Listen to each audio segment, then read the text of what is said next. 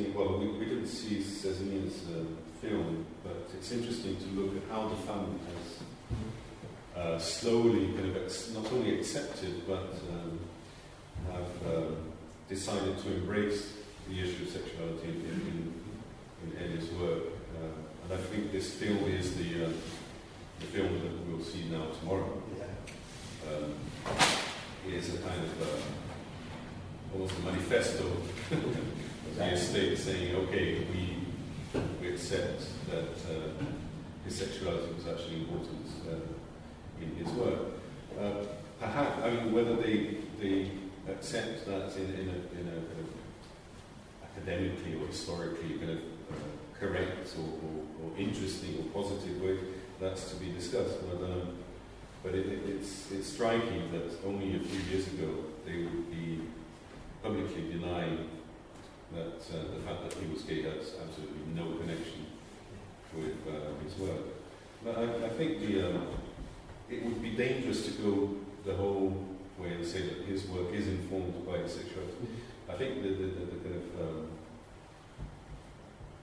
of the truth lies somewhere in between these two extreme points. But yeah, but New York was clearly, and you can see that in his work with a series of photographs, and the Archicas and the Cosmocopas as well. Kind of, and I think going back to the point of the kind of finding substitutes or replacements for marginality, is interested in being marginal in Rio. I think the drugs and sexuality became very much part of that kind of process of replacement in New York. Which, I mean, raised the question of how to consolidate or curate that kind of work today. You both must know in your team, OTC catacombs. Yeah, exactly. Pyramids.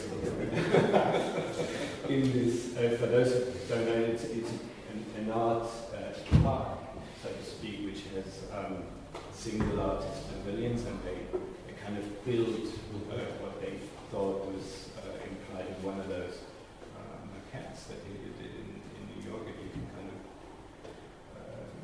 take a swim there and lie down in it. But at the same time, it's a very white, cubey adaptation. Black box, can you say? Black cube, or a black cube. Yes, but obviously it tends to respond to this kind of dilemma. Do we actually now build all this, or do we just put the drawings on the glass, or what to do with the parentheses, because after a few years they smell, so should we wash them? Or do we sacralize this as one of the sacred moments of Brazilian art? Behind the glass, from which sort of the Bishop Pops. I wonder why not, I was actually going to ask you this, we didn't have time, why not, in the case of Bishop Pops, specifically go back to Elegant, why not just reproduce these things? I mean, they're not that hard to reproduce them. And make them, and the family did this with some of the Cadeiros Espaciais, and they were really criticized. Oh, this is not an original work by Hélio. No, it is. I mean, it's not by Hélio, but it's, in the case of the Cadeiros Espaciais, they were a bit different because they were done after literal models that Hélio did, almost like small origamis, and all the instructions, the color, and how it should be painted, etc. So his brother Cesar just didn't rebuild it, he just built something that Hélio hadn't built but had thought of. They were a whole different story to do with market and market value, etc., etc. But what I asked myself, why not? What's the problem with rebuilding these things? And we went through some of these same questions when we did Call Me Hero in Rio last year. Okay, the original balloon, 40 years, we had a balloon, we bought a balloon in 1974, but of course we disintegrated it, sort of melted away. It was made of rubber, 40 years, it doesn't last 40 years. So, how do we think of a work that was thought of, that was thought of 40 years ago? How does this happen today? And we went through some really serious questions of ourselves and think, wow, shit, what would Eddie think of this? Would Eddie like this? Or I don't give a shit what would Eddie like this. You know, he's not here anymore. So, but we actually went through these thoughts, you know, and okay, we had to do we had sponsorship from a culture, from the Brazilian Post, you know, the cultural center that's supported by the Brazilian Post Office. So obviously we had to do some concessions for that as well. The idea was not to do the balloon in the cultural center just on the beach, but that was the original idea. But we had to do it also in the cultural center.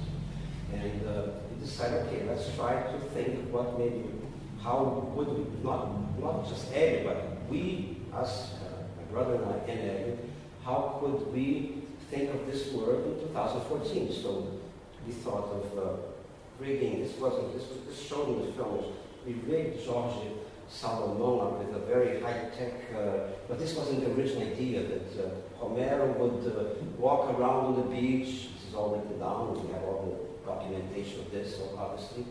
Homero should appear on the beach in Ipanema.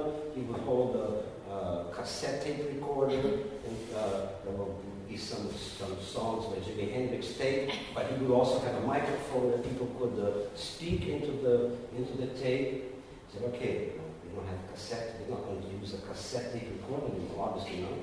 So we rigged up this MP4 thing with a friend of ours, did the whole technical part of this, and I think the result was quite interesting actually.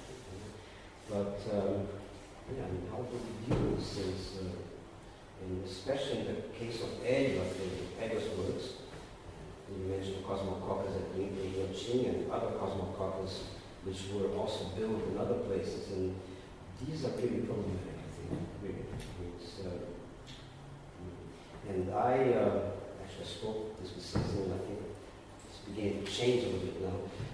The original Cosmococcus were thought to be shown with slide projectors, okay?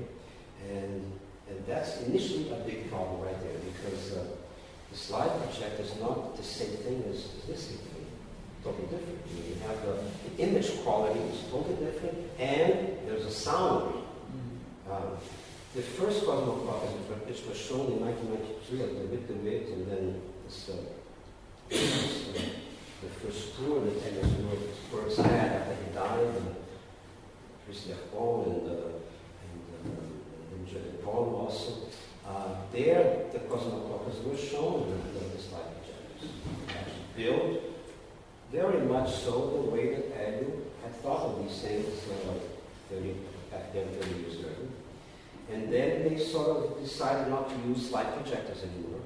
And this sort of culminates in this horrible thing that was built in Indochina, I think, where Levy actually interfered with some other images there which weren't there originally. And now I think they're beginning to go back. At least the soundtrack, not that, I mean, the ideally would be obviously to have the Cosmococcus and other Eggers' works which were supposed to be slide projections done with slide projectors. And I think they're beginning to change that. The slide projector, it uses the images, the way it burns yeah. After a while, there's no image left. Yeah. So there is a kind of a conservation issue, although you would have to kind of make reproductions. Yeah, keep on making. I mean, those can be done digitally. I mean, you can do digital. You can do digital slides, and just keep on. And of course, nowadays film is still available. I think it will be available for quite a while soon. And once it's not available, you can do the transparencies digitally. But I think the projection aspect, the apparatus, I think, is important in this issue. Not the medium itself, not the slide photography, whether it's film or whether it's digital, whatever, but the way it's shown. I think the scale of it, I haven't seen the Indochina pieces. Oh. Last time I went was before they were constructed. But from photographs, they seem to be much larger than the ones I saw. I saw one at the Centre in '98, I think, which was in Ireland. Which was quite, the size is kind of quite significant because it kind of creates an intimacy between the people watching.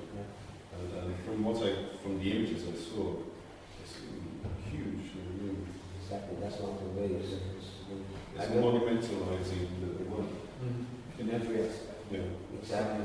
Yeah, also the box and everything becomes a monument, which is, I think, totally contrary to what Aaron would think of these things, and thought of these things when he idealized them. Which is very much related to what Victor Conte was saying about, which was actually quite interesting. I haven't seen that before.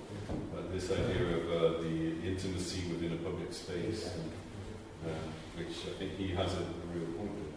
I have some questions.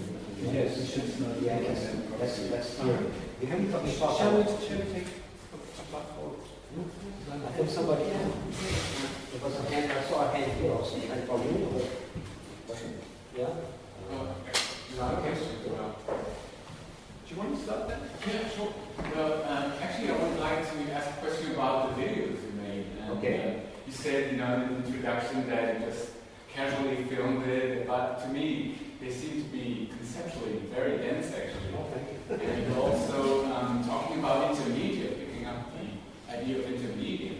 I was basically, the question is if you preconceived it, also using all the references to television kind of the television even creating a stroboscopic light on what here you watch Sika on the telephone and you got the microphone, so it's really all media inflected very much. And it's basically a question about how you conceive these videos and if there was, sort of a master plan to it and that's the question. Huge master plan. from beyond. No. Okay, yeah, that's a very interesting question. Thank you so much for thinking about these things. Okay. Some of them were very, let's say, loose. I mean, just like street photography, camera, street camera, like walking along the streets with a camera, Super 8 camera. And these are the shots that we saw from the first film, the New York film. The beginning of the film is a New Year's party, exactly at the apartment of Miss Bessler, who was the owner of the translation place. Lots of our friends were there, and Martin, Julio Bressanes was also appears in this film as well. But I think you're right in noticing this. All the other ones were actually thought of. I mean, very, very quickly. There was no master plan, like you mentioned, but there was maybe a very rough written script. The one night on Gay Street, we spent a couple of hours, all four of us, or five of us, thinking what the story should be like. This was filmed right across the street, actually around the corner from where Andrew lived. He lived on Christopher Street. Gay Street is like a transversal street to Gay Street. So Gay Street is transversal to Christopher Street. And we decided then and there how we should do it, okay? We wrote a script, because there is and then I edited. This was edited when I came back to Rio. Editing Super 8 film is very, very laborious, because very small things, you have to hang little pieces of film on strings and identify the various it's nothing like editing today with a Final Cut or whatever other tools, editing tools we use today.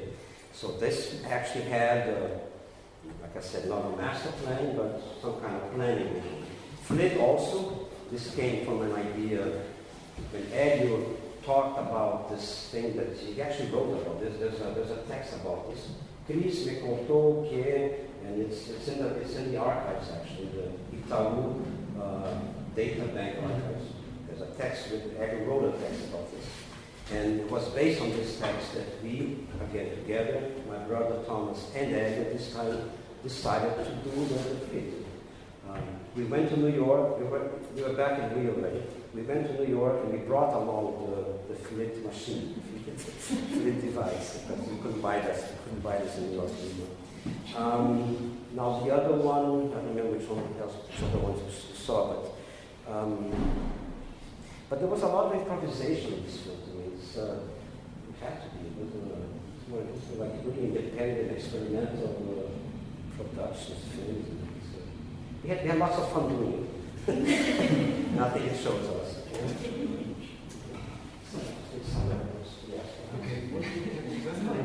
My question is, I wonder a bit if you as specialists and also as participants and testimonies of the period, you think that this aesthetics, which still today has a certain message and utility and actuality today. No? You did a film who retake the aesthetics of the 70s, no?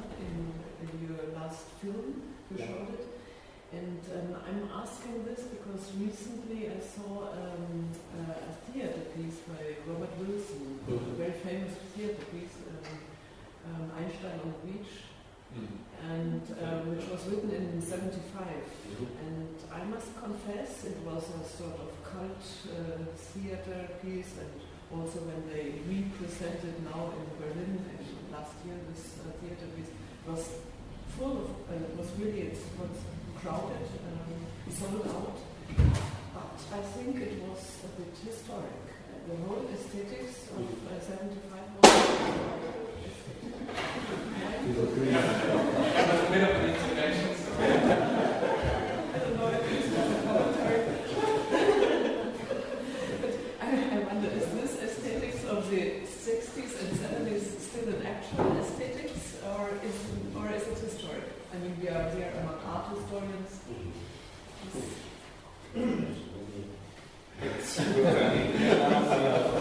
I have some ideas on this. I mean, I think this is something, in my opinion, as a photographer and also I do something with video nowadays also. I think it has to do with technology, actually. There's always sort of a tendency to, especially nowadays, I mean, and I say this because I also teach photography and it seems that people are fascinated by film. I see this in Berlin, actually. There's a lot of people working with film, black and white and color film. We can still buy film, we can develop film. The same thing goes with moving image. There's a lot of things being done nowadays with 60 millimeters still. Valentin is a good example of this. You know, fantastic work which it does, still does in 60 millimeters. And so I don't know, this, the play, Bob Wilson's play that you mentioned, unfortunately I didn't see it, but I can imagine how a big production like this would try to sort of, okay, let's try to simulate or emulate, maybe it's a better word, the aesthetics of 40, 50 years ago. This is quite different from utilizing older, let's say, media, like film, moving still photography or moving film, and trying to bring this to our contemporary views and ideas and as a medium. People still paint. People still use oil paint. The didactic side, is it still valuable? The didactic side, the pedagogical side, is it still the pedagogical side of, let's say, the whole movement? Is it still? In my case, when my students pick up a camera and put a film in the camera and use the camera, they feel that they're learning much more about photography than without any nostalgia. There's no nostalgia in this, okay? But it's a fact, and they enjoy it much more than using little digital automatic cameras. So, I think, it's always a big question to us is an artwork of 40, 100, 150 years ago, does it still speak to us as a contemporary? And I think it's on the one hand, it's a question also for museum professionals and what to do with this artwork to pretend that it does speak to us on terms of contemporaneousness. or whether we should contextualize it in its pastness, leads to very different curatorial decisions. But just to finish the idea, I'll let you. I think the fact that it is not contemporary is just a fact, but it is part of the way in which it speaks to us aesthetically today, and it may even be the big challenge to not as something that we have left behind successfully, but in a way that it is still able to challenge us. May I be a bit provocative? There's always the risk of hagiography. No, there is. I plainly agree, especially with the way that Inyuchin is a good example of that kind of approach. But I think that the fact that the work is being, to an extent, mortified by the way in which it is inscribed within a canonic narrative of art history doesn't mean that it cannot be resuscitated in much more provocative and productive terms. I'd like to be provocative myself. Maybe I'm completely wrong, but Andreas can agree or disagree. You know better than I do. But I would suggest that this kind of patina that these films have of kind of certain dates, a certain age. I think that at the time they were produced, the filmmakers related to this underground movement had already a kind of a desire to emulate a sense of nostalgia for B-movies from the 50s and 60s. So when they were made, they were already kind of this kind of bad quality that they had. There was already a kind of a playfulness with nostalgia. So I mean, it's debatable whether we, when we look at them as dated, and thinking at the time they weren't dated, but at the time they were kind of dated in the sense that they wanted to be dated, and they wanted to show how badly made, how badly produced they were. And that was the whole point. It was a kind of an emulation of this kind of poor. It wasn't even the kind of the aesthetics of hunger, of Glauberhoche. It was kind of even kind of. It was like a pastiche of the aesthetics of hunger, wasn't it? So yeah, we have to be aware of this kind of rubbish. Yes. Shall we take one more? Yeah, if there is any. I only wanted to, it had to do with the media actually. I mean, working with Super 8, we perceived as something very special. But for you, then it was the newest media. And so you took this, and then also I wanted to ask, I mean, if not, what was special for you working with Super 8? You already answered partly, because with the Super 8, like with the Super 16, you have this very radiant sword face, which is something totally different than the high definition images we see nowadays. We have another visuality here. And yeah, I mean, maybe if you would like. Yeah, okay. Yeah, it wasn't immediate, but not so new actually, because Super 8 was a development of 8mm, which had been around for, I think, since the 50s or early 60s actually. And they just, it was called Super 8 because it was a little bit larger, the view and the area of the individual frame is a little bit larger. And they developed these, it was very easy, much easier to use than the old 8mm.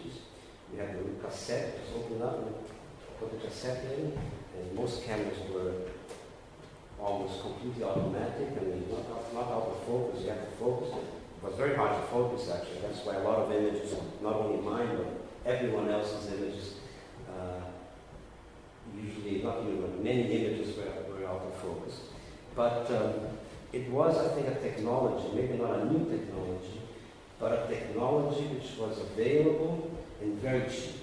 I mean, it's like comparing maybe nowadays, if you buy a very small basic camera today, it will also film, you can make films with this. Yeah. which will have a quality, image quality, considering today high-end, lousy quality, but comparing to what we did with Super 8, total quality.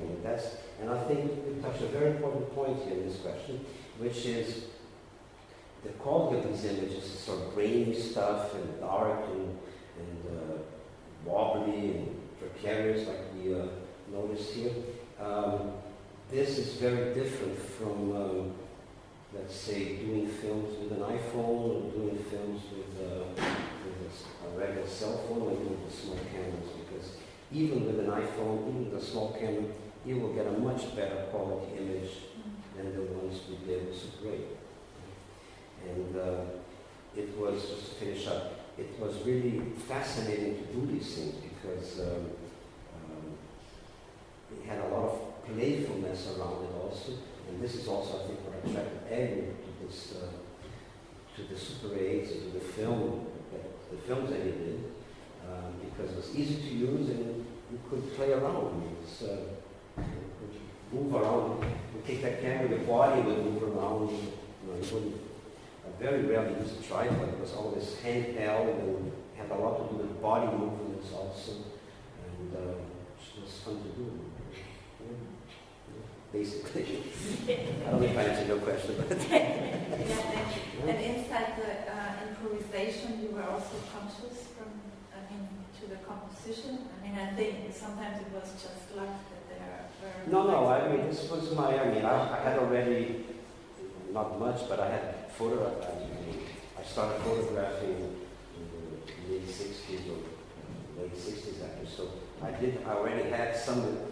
Not much, but some experience in looking at the world through a viewfinder and being able. And of course, and I didn't mention this, it's quite important, I did have quite an intensive training with Agnew when I was a kid. I studied with Agnew from 6 years old until 13 years. Afterwards, he came to my house once a week and we had painting lessons. And this was quite important. I just remember this here now because my training, let's say, I could call it training, but anyway, my experience with David when I was a kid was quite important as far as getting to know art and especially to know questions of composition, dynamics, equilibrium, etc., which of course for me later on was quite important in my looking at the world through a rectangle, through a viewfinder. And he would come to my house once a week at the afternoon, once a week in the afternoon. It was quite an intense experience as well. There's one phrase, I will just finish up. There's one phrase which I think is quite interesting. I remember this very clearly. Then later on, Andrew and I would sort of play around with this. I would ask Andrew, what should I do? And he would say, I don't know, just invent that, Andreas. That was his main phrase. So sometimes so used. Okay. I think there was one thing you have to do more. We have to leave the building, otherwise we'll be part of what we call a night at the museum. We'll be locked here in this building. Or maybe I wouldn't well. I think invent is a good note on which to close. Yeah, I think there was one more.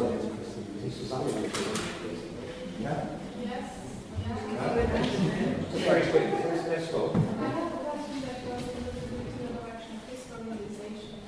So we saw, I think, 2 sequences in 3 different films made by 3 different filmmakers. So could you say something about the use of footage and the collaboration between the filmmakers, and was there at the time already a certain idea of his stories, his rising poetica in a way, first place? Would you like to answer this? You look at loads of films made with it. Yeah, so that's a kind of contemporary, like your films as well. Yeah. So there's a kind of a finite amount of footage that was made by different filmmakers, and he used many during his lifetime. And once once he died, I mean, there are kind of more and more new kind of edited compilations, I guess. But I was going to say, Cardozo himself obviously did various resampling of his own material, where obviously he is conscious of what he's doing, but using his old footage to make small movies which put the emphasis on one or the other aspect of the first one. And I think the same goes for many of the other people who go back to that. But it's like writing art history.